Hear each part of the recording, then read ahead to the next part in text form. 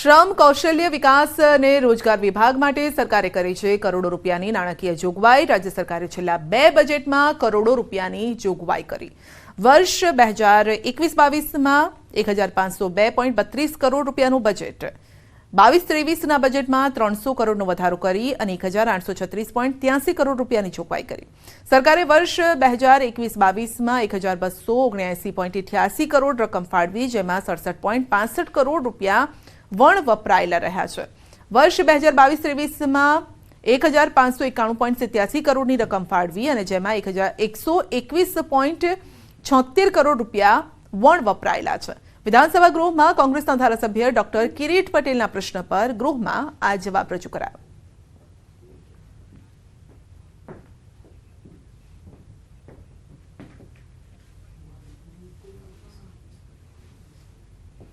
બનાસકાંઠાની વાત કરીએ તો ધાનેરામાં રખડતા ઢોરનો ત્રાસ યથાવત છે। કૈલાશનગર સોસાયટીમાં રખડતા આખલાઓ ચડ્યા છે યુદ્ધે, આખલાઓ બાખડતા રહીશોમાં ફફડાટ। ધાનેરામાં અનેકવાર આખલાના ત્રાસથી અકસ્માત થાય છે અને ધંધાદારીઓ પરેશાન થતા હોય છે। તો ધાનેરામાં રખડતા ઢોરનો ત્રાસ યથાવત છે। આપ જોઈ શકો છો કે રસ્તે ચાલતા જે રાહદારીઓ છે તેમને આ પ્રકારની જ્યારે ઘટનાઓ બને છે ત્યારે મુશ્કેલી નડતી હોય છે અને અનેક વખત દુર્ઘટના પણ સામે આવી ચૂકી છે। અનેક વખત ઢોરના આતંકનો સામનો લોકો કરી ચૂક્યા છે, ઘણા લોકો મોતને પણ ભેટી ચૂક્યા છે। રાજકોટના જસદણ બાયપાસ રોડ પર રખડતા પશુના કારણે દુર્ઘટના, આખલાઓએ બાઇક ચાલકને અડફેટે લીધો। ફંગોળાયેલ બાઇક પાલિકાના વાહન સાથે અથડાતા અકસ્માત સર્જાયો। બાઇક સવાર 2 યુવકોમાંથી એકનું મોત થયું છે, એક સારવાર હેઠળ છે। ગંભીર ઇજાગ્રસ્ત બાઇક સવારને રાજકોટ ખસેડાયો છે।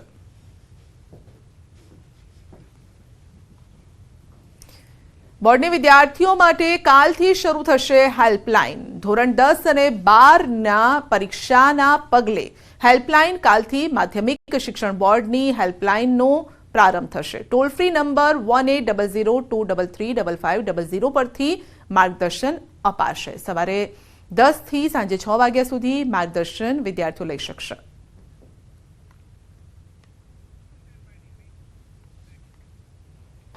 અમદાવાદ શાહીબાગ પ્રેમવતી રેસ્ટોરન્ટની ઘટના છે, જ્યાં ખીચડીમાંથી જીવાત નીકળી છે। ખીચડીમાં જીવાત નીકળતા ગ્રાહક પણ આશ્ચર્યમાં મુકાઈ ગયા। ગ્રાહકે દુકાનદારને રજૂઆત કરી, ફરિયાદ કરી, પરંતુ સામે કોઈ જ જવાબ ન મળ્યો। ગુણવત્તા અને સ્વચ્છતા સામે હવે સવાલો ઉઠી રહ્યા છે। શાહીબાગ સ્વામિનારાયણમાં આવેલી છે પ્રેમવતી રેસ્ટોરન્ટ। ગ્રાહકે સોશિયલ મીડિયામાં વિડીયો વાયરલ કર્યો છે।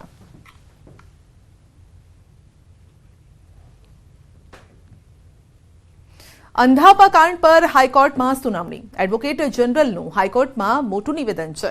ક્લિનિકલ એસ્ટાબ્લિશમેન્ટ એક્ટમાં થશે સુધારો અને તમામ હોસ્પિટલો માટે રજીસ્ટ્રેશન ફરજિયાત થશે।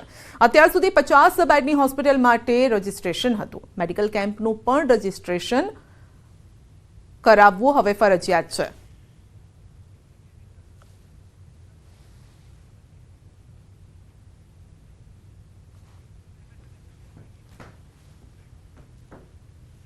ખેરાલુ નગરપાલિકા એક્શન મોડમાં છે। ખેરાલુમાં નગરપાલિકાની દબાણ હટાવવાની કામગીરી, દબાણકર્તાઓને નોટિસ આપ્યા બાદ કરાઈ છે કામગીરી। જકાતનાકા પાસે હાટડીયા વિસ્તારમાંથી દબાણ હટાવાયા। જે વિસ્તારોમાં શોભાયાત્રા પર પથ્થરમારો થયો હતો તે વિસ્તારમાં દબાણ હટાવવાની કામગીરી કરાઈ છે। ખેરાલુ નગરપાલિકા એક્શન મોડમાં આવી છે। ખેરાલુ નગરપાલિકા દ્વારા હાલમાં જે ખેરાલુ નગરપાલિકા વિસ્તારમાં આવતા ગેરકાયદેસર જે વધારાના જે બાંધકામ કરવામાં આવ્યા છે તે તોડી પાડવાની જે કામગીરી હોય છે તે હાલમાં કરવામાં આવી રહી છે। તમે જોઈ શકો છો પાલિકા ટીમ સહિત જે પોલીસ તંત્ર હોય છે તે ઘટના સ્થળે પહોંચી ચૂક્યું છે અને જે વધારાના જે બાંધકામ કરવામાં આવ્યા છે તે તોડી પાડવાની જે કામગીરી હોય છે ચાલી રહી છે।